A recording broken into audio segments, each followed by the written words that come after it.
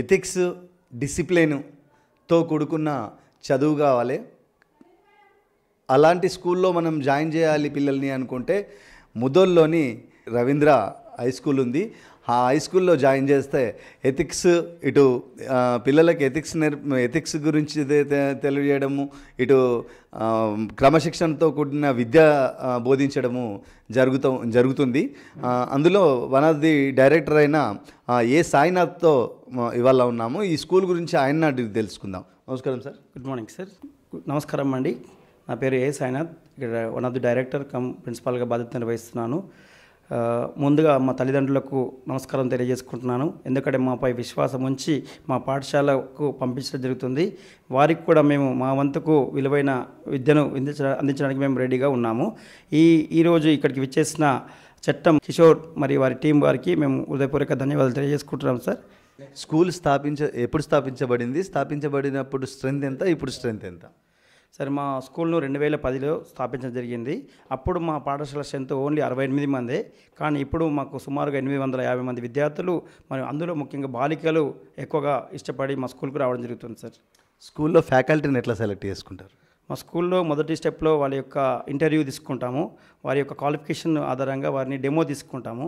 వారు కనుక డెమోలో కనుక సెలెక్ట్ అవుతేనే వాళ్ళ యొక్క అనుభవం ఆధారంగా, వారి యొక్క సబ్జెక్ట్ను ఆధారంగా మాకు ఇక్కడ సెలెక్షన్ ప్రాసెస్ ఉంటుందండి. మొన్నటి 10th క్లాస్ ఫలితాలు ఎట్లా వచ్చాయి? మొన్న 10th క్లాస్ 7th బ్యాచ్ అండి మాది. మా స్కూల్లో 87 స్ట్రెంత్ ఉంది. అందులో 87లో 65 స్టూడెంట్స్ 9 పాయింట్ అబోవ్ సాధించడం జరిగింది. అందులో 8 స్టూడెంట్స్కు 10 జీపీఏ రావడం జరిగిందండి. అంటే విద్యార్థులు ఉత్తమంగా చదవడానికి, ఇంకా మంచిగా చదవడానికి ఎలాంటి ప్రణాళికలు రూపొందిస్తున్నారు? మా స్కూల్లో విద్యార్థులు అనేది అన్ని పాఠశాలలో సార్ చెప్పినట్టు అన్ని పాఠశాలలో ఎడ్యుకేషన్ ఉంటుంది. కానీ మా దగ్గర ఒక క్రమశిక్షణ, డిసిప్లిన్తో కూడిన ఎడ్యుకేషన్ ఉంటుంది. దానికి సక్సెస్ ఎవరంటే మా ఉపాధ్యాయులే. మా ఉపాధ్యాయులు మంచి క్వాలిఫైడ్తో, మంచి ఎయిమ్తో ఇక్కడ మా స్కూల్లో హార్ట్ఫుల్గా పనిచేస్తున్నారు. దానిలో భాగంగా మేము ఇక్కడ మా దగ్గర యోగా ఉంటుంది, మరియు దీంట్లో స్పిరిచువాలిటీ యాడ్ చేస్తున్నాం. స్పిరిచువాలిటీ యాడ్ చేయడం ద్వారా పిల్లల్లో డిసిప్లిన్ అనేది ఆటోమేటిక్గా ఏర్పడుతుంది. ఎప్పుడైతే విద్యార్థుల్లో డిసిప్లిన్ ఉంటుందో వాళ్ళు లైఫ్లో సక్సెస్ అవుతారని నా నమ్మకం. స్కూల్లో విద్యతో పాటు కోకరికులం, ఎక్స్ట్రా కోకరికులం యాక్టివిటీస్ ఏమన్నా నిర్వహిస్తున్నారు? మా స్కూల్లో ఎడ్యుకేషన్తో పాటు యోగా టీచర్ని కూడా అపాయింట్ చేసుకున్నాం. దాంతోపాటు కరాటే టీచర్ కూడా సాయి కృష్ణ గారు వస్తారు. దానితో మా స్కూల్లో క్రికెట్ కోచ్ కూడా ఉన్నారు. వారి పేరు ముత్యం గారు. వాళ్ళు క్రికెట్ అకాడమీని ఇక్కడ మా స్కూల్లో పెట్టి వారిని ప్రతిరోజు కూడా క్రికెట్ పైన మెలకువలు నేర్పుతున్నారు. ఎందుకంటే ఈరోజు విద్యార్థులకు క్రికెట్ అంటే చాలా ఇష్టం కాబట్టి వాళ్ళకి ఇష్టమైన పనులు కనుక చేసినట్టయితే చదువులో కూడా ఇంట్రెస్ట్ చూపిస్తారన్న ఉద్దేశంతో ఇక్కడ క్రికెట్ అకాడమీ కూడా మేము నెలకొల్పడం జరిగిందండి. స్కూల్స్లో అవార్డు ఏమన్నా వచ్చిందా? స్కూల్ ఏమన్నా అవార్డ్స్ వచ్చాయా? మీ స్కూల్లో ఎమ్మెల్యే కూడా పర్యటించినట్టు మాకు తెలిసింది. దాని గురించి ఏమైనా చెప్తారా? సో లాస్ట్ ఇయర్ చూసినట్టయితే మా స్కూల్ నుంచి స్టేట్ లెవెల్కు సోషల్ ఫోరంలో ఒక అమ్మాయి ఈషా పాఠక్ అనే అమ్మాయి ఎంపిక కావడం జరిగింది. దాంతోపాటు మా స్కూల్ విద్యార్థి స్టేట్ లెవెల్కు ఇన్స్పైర్ అవార్డు కూడా సెలెక్ట్ కావడం జరిగింది. ఆ అమ్మాయిని కూడా 10,000 రూపీస్ క్యాష్ ప్రైజ్ కూడా రావడం జరిగింది. దానివల్ల మాకు చాలా హ్యాపీగా అనిపించింది. అంటే భవిష్యత్తులో ఇంకా ఇలాంటి సైన్స్ కార్యక్రమాలు చేయాలనే ఒక ఆసక్తి కూడా మాలో ఏర్పడింది. స్కూల్లో పేరెంట్స్ మీటింగ్ ఎప్పుడన్నా అంటే అటెంప్ట్ చేస్తారా? పేరెంట్స్ మీటింగ్ చేసినప్పుడు అంటే పెట్టినప్పుడు పేరెంట్స్ ఎట్లాంటి సమస్యలు లేవనెత్తుతున్నారు? దానికి మీరు పరిష్కారం ఏమి చూస్తున్నారు? మీరు అన్నట్టు నిజంగానే పేరెంట్ టీచర్స్ మీటింగ్ అనేది మా దగ్గర ఉంటుంది. పేరెంట్ టీచర్స్ మీటింగ్లో ఎవ్రీ ఎగ్జామ్స్ తర్వాత పేరెంట్స్ వస్తారు. వాళ్ళ యొక్క పిల్లల యొక్క విద్యార్థుల యొక్క సమాచారాన్ని మేము ఇస్తుంటాము. సో కొంతమంది పాజిటివ్గా ఉంటారు, కొంతమంది నెగిటివ్గా ఉంటారు. ముఖ్యంగా వాళ్ళ నుంచి వచ్చే సమస్య ఏంటంటే మా పిల్లలు ఇంటికి వచ్చిన తర్వాత మళ్ళీ మొబైల్ పడుతున్నారు సార్, ఈ మొబైల్ పట్టకుండా చూడండి అని చెప్పేసి వాళ్ళు అడ్వైజ్ చేయడం జరుగుతుంది. సో దానిలో భాగంగా మేము ఇక్కడ ఎక్స్ట్రా కరిక్యులర్ యాక్టివిటీ భాగంలో యోగా కానీ క్రికెట్ కానీ నేర్పడం ద్వారా వాళ్ళు ఫోన్లకు దూరంగా ఉంటున్నారు. సార్ స్కూల్లో అంటే బయట నుంచి అంటే డే స్కాలర్స్ కదా, బయట నుంచి తీసుకెళ్ళడానికి బస్సెస్ ఏమన్నా వాడుతున్నారు? మీకున్నాయా? ఆ బస్సెస్ ఆర్టీఓ చట్టం ప్రకారమే నడుస్తూ ఉన్నాయా? ఫిట్నెస్గా ఉన్నాయా? ఫిట్నెస్ చేయిస్తున్నారు ఎప్పటికప్పుడు? మాకు 90% విద్యార్థులు మాకు బై బస్ దారినే వస్తారండి. ఎందుకంటే మాకు ఊరుకు అవతల స్కూల్ ఉంది కాబట్టి. సో మాకు మొత్తంగా 8 బస్సులు ఉన్నాయి. 8 బస్సులో ఉన్న డ్రైవర్లు మరియు హెల్పర్స్ కూడా మంచి మంచి లైసెన్స్ కూడా ఉన్న వారే ఉన్నారు. మరియు మేము మా బస్సులు అన్నీ కూడా జూన్ 12th కన్నా ముందుగానే ఫిట్నెస్ చేసుకోవడం జరిగింది. మా బస్సులు అన్నీ కూడా చాలా కండిషన్గా మరి ఎప్పుడు దాన్ని అబ్జర్వేషన్ చేస్తూ ఎటువంటి ఇబ్బంది కాకుండా ఎక్కడ ఆగకుండా మేము తగు జాగ్రత్తలు తీసుకుంటున్నాము. సార్ ఎక్కడ వినలేదు నేను ఇన్ని స్కూల్లో నేను ఇంటర్వ్యూ చేశాను. కానీ మీ స్కూల్లో జై కిసాన్ అనే కాన్సెప్ట్ ఒకటి జరుగుతుందని తెలిసింది. దాని గురించి ఏమైనా చెప్తారా? జై కిసాన్ అనే కాన్సెప్ట్ మా ముఖ్య ఉద్దేశం ఏమంటే మధ్యాహ్నం విద్యార్థులందరూ లంచ్ చేస్తుంటారు. సో నేను అబ్జర్వ్ చేసినప్పుడు ఏమైంది, లంచ్ చేస్తున్నప్పుడు వాళ్ళు ఫుడ్ మెటీరియల్ అన్నీ వేస్ట్ చేస్తున్నారు. తినేది తక్కువ, అంటే వేస్ట్ చేయడం ఎక్కువ జరుగుతుంది. సో దీన్ని ఎలా నివారించాలనే ఉద్దేశంతో నాకు వచ్చిన ఐడియాతోని ఈ జై కిసాన్ అనే కాన్సెప్ట్ పెట్టడం జరిగింది. జై కిసాన్ కాన్సెప్ట్ ఏమంటే ఈ ఎవరో పండించిన పంటను మనం తింటున్నాము, వారికి మనం ట్యాంక్స్ రూపంలో అంటే గ్రాటిట్యూడ్ రూపంలో ట్యాంక్స్ చెప్పాలి. కాబట్టి ప్రతిరోజు తినకముందు వారిని జై కిసాన్ అని చెప్పడం ద్వారా వాళ్ళ పిల్లలు వేస్ట్ చేస్తలేరు. అదేవిధంగా ఒక వరి విత్తనము లేదా వరి గింజ తయారు కావడానికి 40 లీటర్ల వాటర్ కావాలి.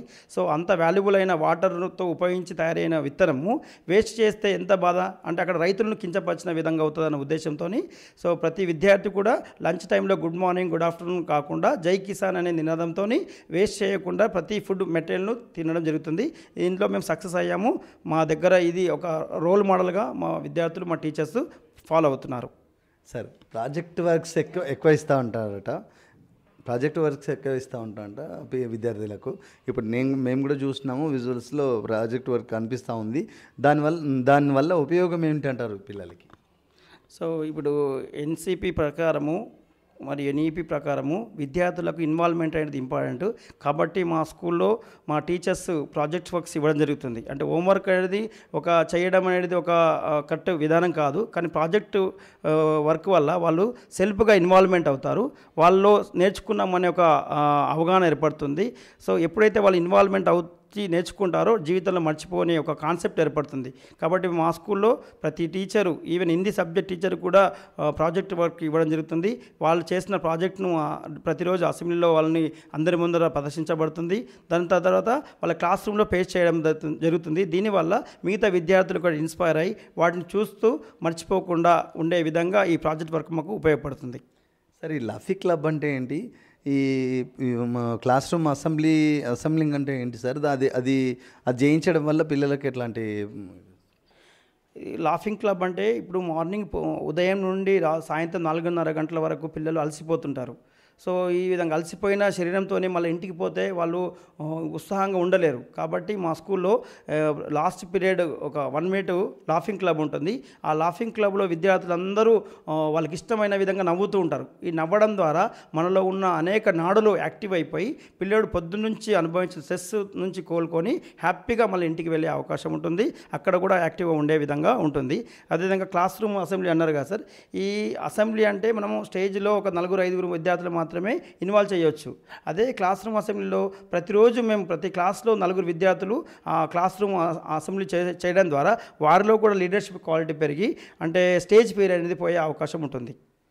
సార్, ఇప్పుడు 10th క్లాస్ ముగించుకొని అంటే పై చదువులకు వెళ్తున్న విద్యార్థులకు ఇటు వచ్చి మళ్ళీ ఫ్రెష్గా మీ స్కూల్లో జాయిన్ అవుతున్న విద్యార్థులకు ఇచ్చే సందేశం ఏంటి సార్?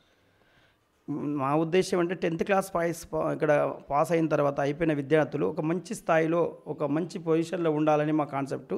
కాబట్టి మా దగ్గర వెళ్ళిన ప్రతి విద్యార్థి కూడా మంచి భవిష్యత్తులో అందరికీ ఐఐటీలు మెడిసిన్స్తో పాటు మంచి ప్రొఫెషనల్ కోర్సులో జాయిన్ కావడం జరిగింది. చాలా హ్యాపీగా ఉంటుంది వాళ్ళని చూస్తూ ఉంటే. అదేవిధంగా మా దగ్గర వచ్చే విద్యార్థులు కానీ పేరెంట్స్ కానీ వాళ్ళు మమ్మల్ని విశ్వాసం ఉంచి మమ్మల్ని పంపించినందుకు మా టీచర్స్కి ఒక్కటే చెప్తాను, ఉన్న వర్కింగ్ అవర్స్ 6 hours చాలా హార్ట్ఫుల్గా పనిచేస్తే ఖచ్చితంగా రిజల్ట్ వస్తుంది. మా దగ్గర సండే కానీ హాలిడే రోజు కానీ వాళ్ళకు టెస్ట్ పెట్టాము. టీచర్స్ కూడా ఫ్రీడమ్గా వర్క్ చేస్తుంటారు. ఆ టీచర్స్ యొక్క సక్సెస్సే మా స్కూల్ యొక్క సక్సెస్ అని నా నమ్మకం.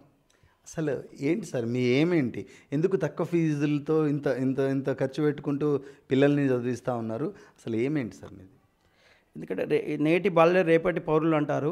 సో మన భారతదేశానికి వీళ్ళే మన ఆర్థిక ప్రగతిని కానీ మన భారతదేశాన్ని ముందుంచడానికి విద్యార్థులే వెన్నెముకం. కాబట్టి విద్యార్థులను కనుక మనం అన్ని రంగాల్లో తీసుకెళ్తే బాగుంటుంది. సో కాబట్టి ఇక్కడ రూరల్ ఏరియాలో స్థాపించడానికి కారణం ఏంటంటే మెయిన్గా మాకు పక్క బిల్డింగ్ కట్టడం జరిగింది. ఒక తక్కువ ఫీజులో ఇదే ఎడ్యుకేషన్, ఇదే ఎన్విరాన్మెంటు, ఒక మంచి అట్మాస్ఫియరు అదే కనుక సిటీలో అయితే దొరకదు, పొల్యూషన్ ఉంటుంది. అదే మా దగ్గర తక్కువ ఫీజుతో వాళ్ళకు మంచి ఫర్నిచరు, అకామిడేషన్, మంచి క్వాలిఫైడ్ స్టాఫ్తో మేము ఎడ్యుకేషన్ ఇస్తున్నందుకు మాకు హ్యాపీగా ఉంది. వాళ్ళు భవిష్యత్తులో మంచి స్థానానికి వెళ్ళి భారతదేశానికి ఒక ప్రతినిధులుగా తయారు కావాలని మా లక్ష్యం సార్. ఎన్సీసీ, స్కౌట్ అట్లాంటిది ఏమన్నా ఉందా సార్? మాకు మేము ఎన్సీసీ కొరకు అప్లై చేయడం జరిగింది, కానీ కొన్ని కారణాల వల్ల ఇంకా మాకు ఎన్సీసీ ఇంకా రాలేదు. కానీ భవిష్యత్తులో వస్తుందని నాకు నమ్మకం ఉంది. కానీ ఎన్సీసీ కంటే కూడా మేము పిల్లలను స్కౌట్స్, మిగతా అంటే పర్యావరణంలో చెట్టు నాటడంలో కానీ లేదంటే ఇతర కార్యక్రమాల్లో అంటే ప్రతి కార్యక్రమాన్ని జయంతి ఉత్సవాలు కానీ వీటిని చాలా పకడ్బందీగా అందరినీ ఇన్వాల్వ్ చేస్తూ ప్రతి గ్రామంలో కూడా జరిగే విధంగా మేము ప్రయత్నం చేస్తున్నాం సార్. కరోనాకు ముందు, కరోనా టైంలో, కరోనా తర్వాత పిల్లల స్థితిగతులు ఎట్లా ఉన్నాయి? ఇప్పుడు మళ్ళీ స్టేబుల్కి వచ్చారా? ఎట్లా ఉంది సార్? సరే, మీరు నిజంగా మంచి ప్రశ్న వేశారు. ఎందుకంటే కరోనా తర్వాత పిల్లల్లో బిహేవియర్లో చాలా చేంజెస్ వచ్చినాయి. ముఖ్యంగా మొబైల్కి అడిక్ట్ కావడం జరిగింది. ఈ మొబైల్ అడిక్ట్ కావడం ద్వారా పిల్లలు టీచర్స్ చెప్పే విధానానికి తొందరగా వాళ్ళు కనెక్ట్ కాలేదు.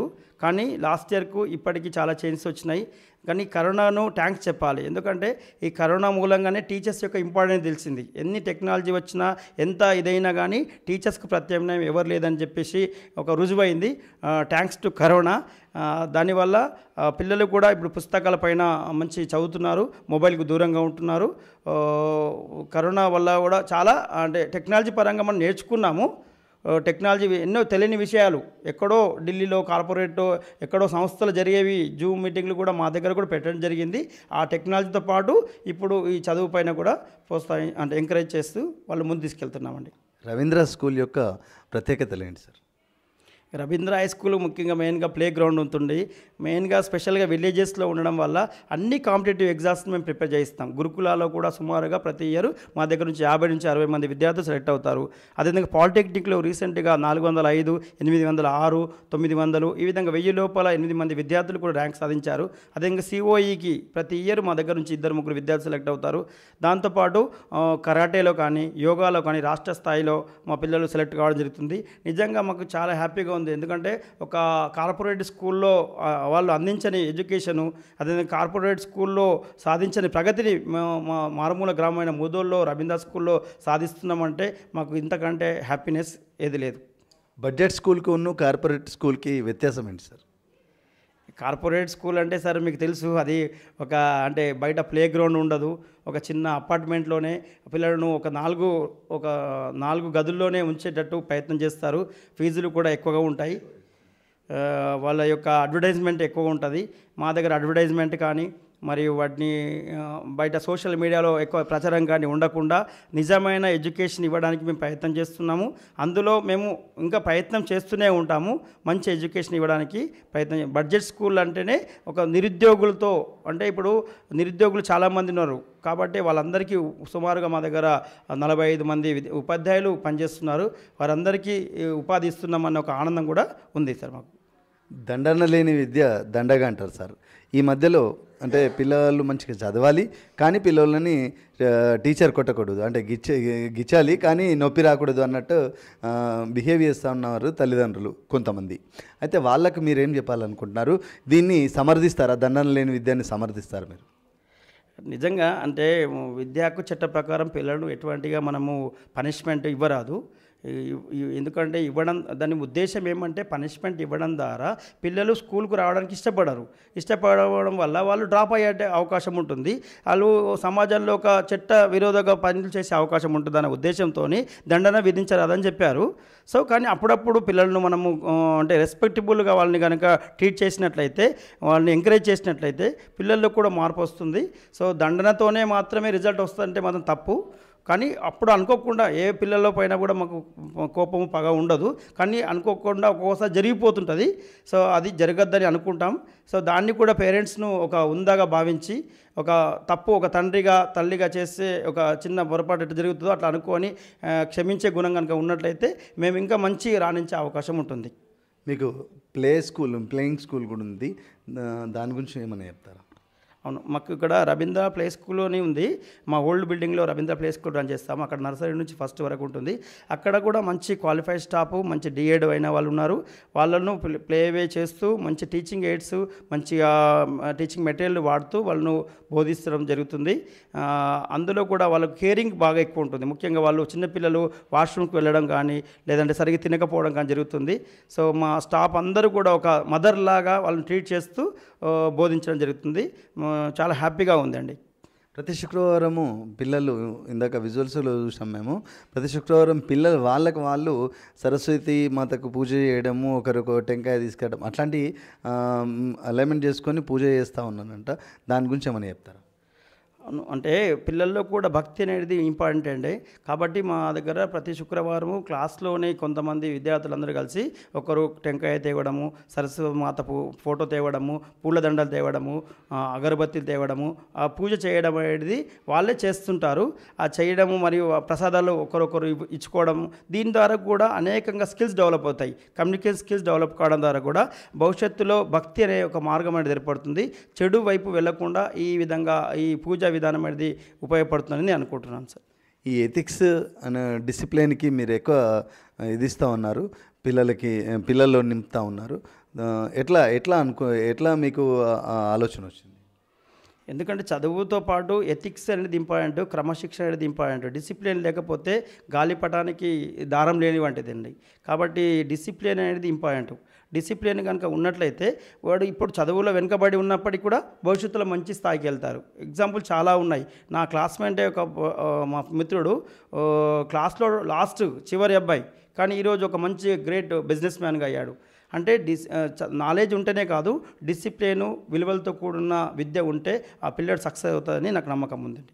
ఈ కంపారిజం ఉంది సార్. ఇప్పుడు కంపారిజం, ఇప్పుడు తల్లిదండ్రులు కూడా కంపారిజన్ చేసుకుంటా, అంటే వాళ్ళ పిల్లోడు మంచి చదువుతున్నాడు, మన పిల్లోడు మంచి చదువుతలేడు, నువ్వెందుకు చదువుతలేదు అని ఇటు పిల్లల్లో కూడా కంపారిజం ఉంది.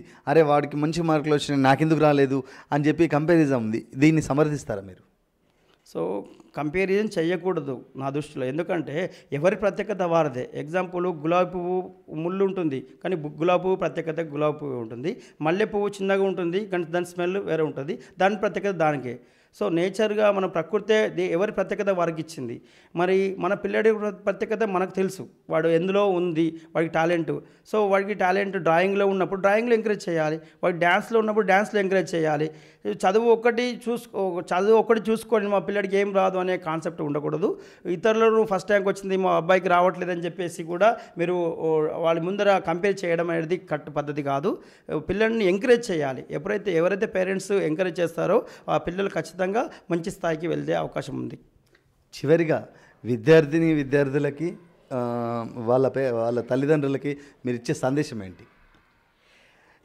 ఎందుకంటే పేరెంట్స్ ఒకటే అనుకుంటున్నారు, మా పిల్లల్ని మంచి స్కూల్లో వేస్తే సరిపోతుంది అనుకుంటున్నారు. ఒక చేత్తో చప్పట్లు ఎట్లా కొట్టలేము, రెండు చేతులు అంటే ఇద్దరి సహాయ సహకారం కావాలి. ఇది స్కూల్ కావాలి, పేరెంట్స్ కావాలి.